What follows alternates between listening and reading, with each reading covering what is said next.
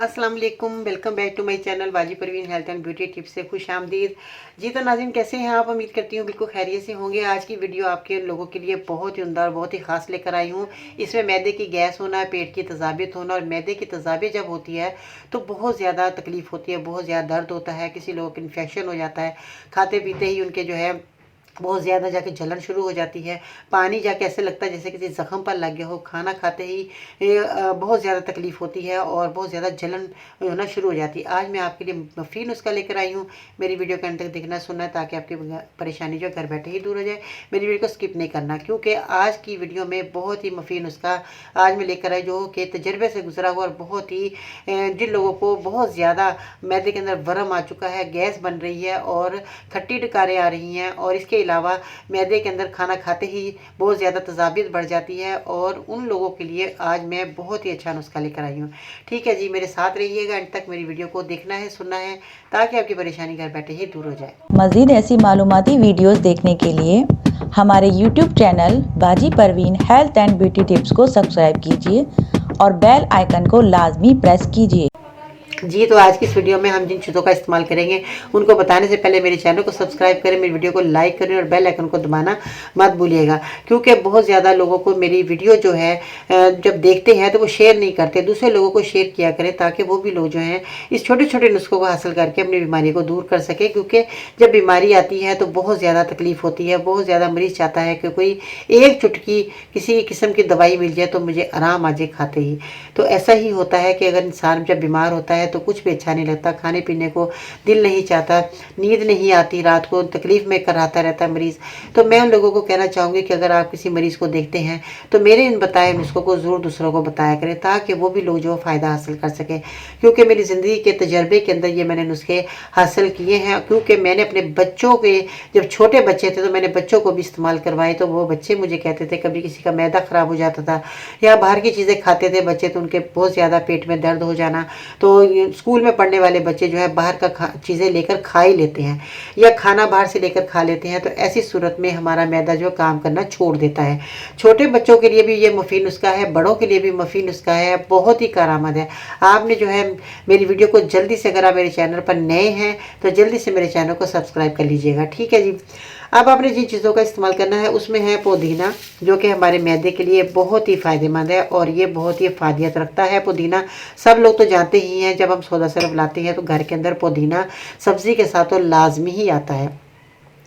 पुदीना जो है धोकर इसको सुखा लीजिएगा, जिस तरह मैंने इसको सुखा लिया है, क्योंकि बहुत ज़्यादा जो है पुदीने में किसी जगह ऐसा मिलता है कि मिट्टी वगैरह बहुत होती है, रेत होती है। तो इसको पुदीने को आप सुखा कर रख लीजिएगा, ताकि सर्दी गर्मी आपके पास ये पुदीना घर में होना चाहिए। किसी वक्त भी बच्चे की तबीयत ख़राब हो सकती है, बड़ों की तबीयत ख़राब हो सकती है, उसी वक्त आप ये चीज़ें आपके घर मौजूद होनी चाहिए। पुदीना आपने लेना है और इसके बाद जो है काली मिर्च का आपने इस्तेमाल करना है। काली मिर्च तो सब लोग जानते ही हैं कितनी हमारे लिए फ़ायदेमंद है। इसके बाद आते हैं गुड़। गुड़ जो है ये सब लोग जानते हैं। आपने देसी गुड़ ले लेना है, जो कि अगर आपके पास पुराना भी रखा हुआ होगा तो वो भी आप गुड़ को इस्तेमाल कर सकते हैं। ऐसा नहीं करना कि ये काला हो गया फेंक दे, नहीं, ऐसा नहीं करना। आपने देसी गुड़ का इस्तेमाल करना है। और इसके बाद जो है सफ़ेद ज़ीरा, सफ़ेद ज़ीरा जो सब लोग जानते हैं, तो ये सफ़ेद ज़ीरा आपने इस्तेमाल करना है, क्योंकि सफ़ेद ज़ीरा जो है हमारे घर में आता ही है और हमें गर्म मसाले की सूरत में हम इसको इस्तेमाल करते हैं। तो अभी देखिए ये मेरे घर में आया तो मैंने इसकी सफाई नहीं की, तो मैं इसको दिखाना यही चाह रही थी कि बाद घरों में जो है ऐसा ज़ीरा जो आ जाता है जिसके अंदर जो है बहुत सारी मिट्टी कचरा या बहुत ज़्यादा दालें, क्योंकि साथ साथ रखी होती है दुकानदारों ने, तो वो जो है बहुत ज़्यादा इसके अंदर जो आ जाती हैं। तो इसलिए मैं कहना चाहूँगी कि घर लाकर, शर्त ये होती है घर लाकर अपनी चीज़ों को साफ़ सुथरा करके फिर आपने दवा को तैयार करना है। इसके बाद आते हैं काला नमक। काला नमक जो है हमारे लिए बहुत फ़ायदेमंद रखता है और हमारी जिगर मैदे को ठंडा रखता है, हमारी जो गैस बन रही है उसको दूर करता है और मैदे की तज़ाबियत को भी दूर करता है। और पेट के अंदर अगर आपकी तज़ाबियत है वो भी आपकी ख़त्म हो जाएगी, क्योंकि जैसे ही आप लोग खाना खाते हैं तो हमारे ऐसे लगता है जैसे पेट में जाकर आग मच गई। तो वो हमारी जलन इसलिए होती है हमारे पेट में कि हमारी आंतों में इन्फेक्शन हो चुका होता है। तो हमने बाहर के खाने खाना जो है छोड़ते नहीं है और जो है खाते रहते हैं। अगर तो दवाई खाने का कोई फ़ायदा नहीं अगर आप बाहर के खाने नहीं छोड़ेंगे। तो ज़्यादा आपने कोशिश ये करनी है घर के पके हुए खाने खाएं, माँ के, बहन के, बेटी के, बहू के, इनके आप खाने हाथ के पके खाएंगे तो आपको बहुत ज़्यादा फ़ायदा मिलेगी। आपका किचन एक बहुत बड़ा दवाखाना है, वो वहाँ जाए और बैठ कर अपने किचन में खाना खाएं तो आपको बहुत अच्छा लगेगा। और मज़ा भी आएगा, पेट भरकर आप खाना भी खाएंगे। कभी आजमा कर देखें। हमारे वक्त में जब हम छोटे होते थे तो हमारी अम्मी हमें किचन के अंदर ही बुला लेती थी, तो अल्लाह उनकी मफ़रत करे, वो इस वक्त दुनिया में नहीं है। तो वो हमारे जब किचन में बैठ जाते थे, हमारे अब्बू भी बैठे होते थे, हमारी अम्मी भी बैठ जाती थी, तो हम सब बहन भाई जो है इकट्ठे ही खाना खाया करते थे। सर्दी हो या गर्मी हो, हमने इकट्ठे ही खाना खाना, तो बहुत मज़ा आता था। तो दोपहर को भी हमने जब स्कूल से आ जाना तो हम सब ने, अम्मी ने इंतज़ार करना, तो हमने वो खाना मिलकर ही खाना।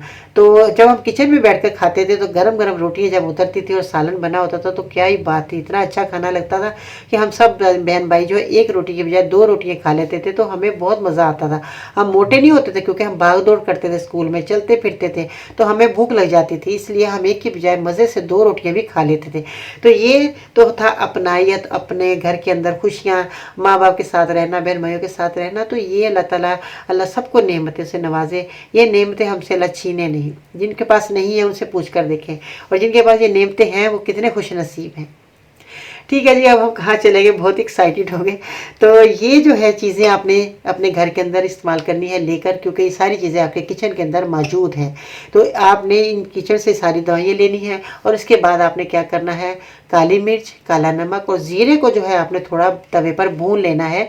तो ये भून कर आपने इस्तेमाल करना है। एक टुकड़ा आपने देसी गुड़ का ले लेना है, और पुदीने के 3 से 4 अदद आपने पत्ते ले लेने हैं। अगर आपके पास ताज़ा पत्ते हैं तो उनको सुखा लीजिए, क्योंकि सूखे ही इसमें आपने इस्तेमाल करने हैं। तो आपने इसका जो है पाउडर बनाना है।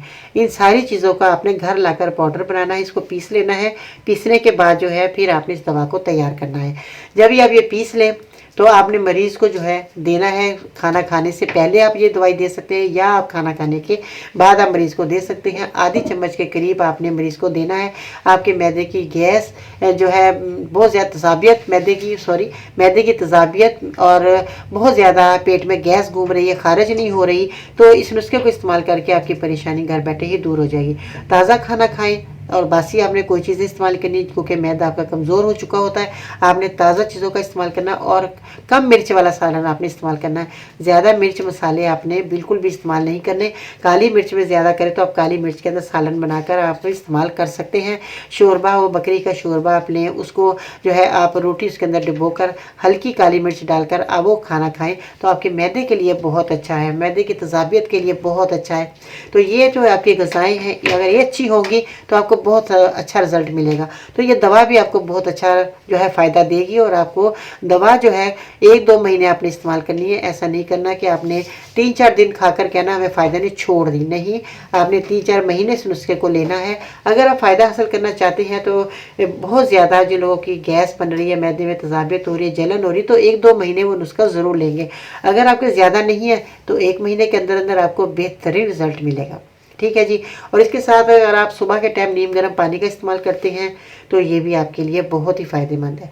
और आपने वॉक ज़रूर करनी है, क्योंकि हमारे बैठे रहने से गैस बनती है, हमारे मैदे की तजाबियत बढ़ जाती है, हम खाना खाते ही सो जाते हैं, या खाना खाते ही हम बैठे रहते हैं।